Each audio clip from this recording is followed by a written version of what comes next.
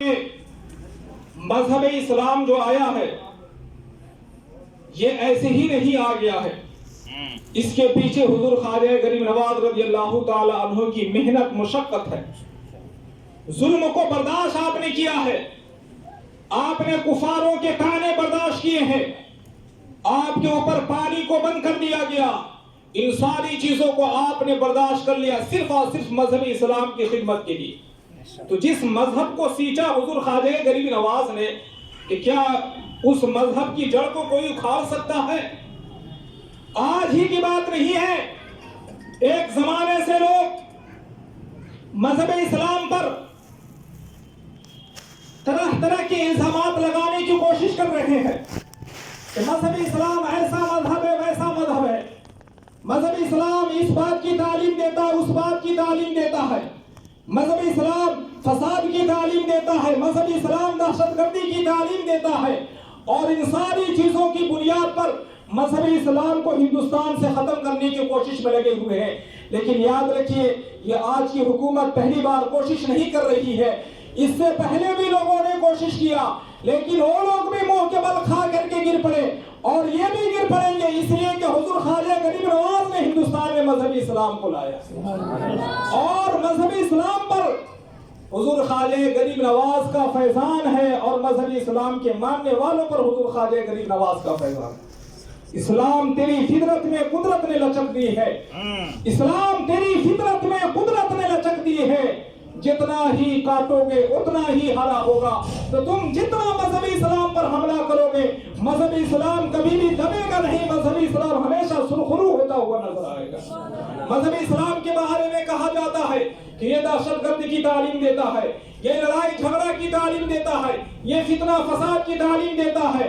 میں ایسے لوگوں سے پوچھنا چاہتا ہوں، خواجہ غریب نواز رضی اللہ تعالیٰ عنہ کے ہندوستان میں آنے سے پہلے ہندوستان میں اسلام داخل نہیں ہوا تھا، ہندوستان میں مکمل طور پر اسلام داخل نہیں ہوا تھا، ہندوستان میں مسلمان نہیں تھے، ہندوستان میں کلمہ پڑھنے والے نہیں تھے، ہندوستان میں نمازیں پڑھنے والے نہیں تھے، ہندوستان میں حج کرنے والے نہیں تھے۔ حضور خواجہ غریب نواز آئے تو اسلام آیا، حضور خواجہ غریب نواز آئے تو کلمہ آیا، حضور خواجہ غریب نواز آئے تو نماز آئی، حضور خواجہ غریب نواز آئے تو مسلمان ہوئے۔ میں آپ سے یہ پوچھنا چاہتا ہوں، حضور خواجہ غریب نواز کیا لشکر لے کر آئے تھے؟ حضور خواجہ غریب نواز کیا تلوار لے کر آئے تھے؟ حضور خواجہ غریب نواز کیا اپنے ساتھ بندوق اور توپ لے کر کے آئے تھے؟ حضور خواجہ غریب نواز کیا اپنے ساتھ ہتھیار لے کر کے آئے تھے؟ ہر کوئی یہ کہے گا، ارے بھائی عجب بات کر رہے ہو، خواجہ غریب نواز کہاں ہتھیار کے لے کر آنے والے، خواجہ غریب نواز کہاں جدید اسلحے لے کر کے آنے والے، خواجہ غریب نواز کہاں تلوار لے کر کے آنے والے، خواجہ غریب نواز تو فقیروں کی جماعت لے کر کے آئے، تو پھر ہندوستان میں مذہبی اسلام کیسے پھیل گیا؟ تو اس کا جواب یہی ہوگا کہ خواجہ غریب نواز نے امن کا پیغام دیا، لوگوں نے آپ کے پیغام کو قبول کیا اور مذہبی اسلام میں داخل ہوتے گئے۔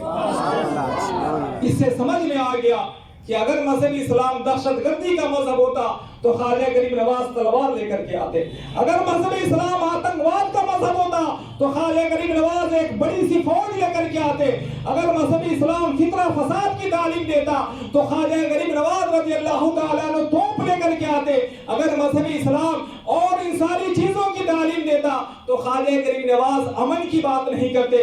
خواجہ غریب نواز پیاس جب آپ کے اوپر پانی کو بند کر دیا گیا تو آپ لڑائی کرنے کے لیے تیار ہو جاتے، جب آپ کے اونٹوں کو بیٹھانے سے منع کر دیا گیا تو آپ لڑائی کے لیے تیار ہو جاتے۔ لیکن آپ جانتے ہیں کہ حضور خواجہ غریب نواز نے ایسا کچھ نہیں کیا، تو پھر خواجہ غریب نواز کے پیغام کو مذہب، آپ کے پیغام کو اور آپ کے مذہب کو دہشت گردی کا مذہب کیسے کہا جا سکتا ہے؟ آپ خواجہ غریب نواز کی تعلیمات کو پڑھیے، خواجہ غریب نواز کے پیغام کو پڑھیے، آپ کو سمجھ میں آئے گا کہ آپ کے پیغام میں صرف اور صرف امن کا پیغام ہے، آپ کی تعلیمات میں صرف اور صرف امن کی تعلیمات ہے۔ آپ نے جو پیغام دیا ہے، آپ نے جو مذہب کی ترویج و اشاعت کی ہے، یہی مذہب اسلام ایسا ہے جس کے دامن میں دنیا کو امن مل سکتا ہے، فساد سے لوگ چھٹکارا پا سکتے ہیں، دہشت گردی سے نجات مل سکتی ہے۔ مذہب اسلام کے احکام اور اصول اور ضوابط پر بھی عمل کر کے آج دنیا میں امن و امان آ سکتا ہے۔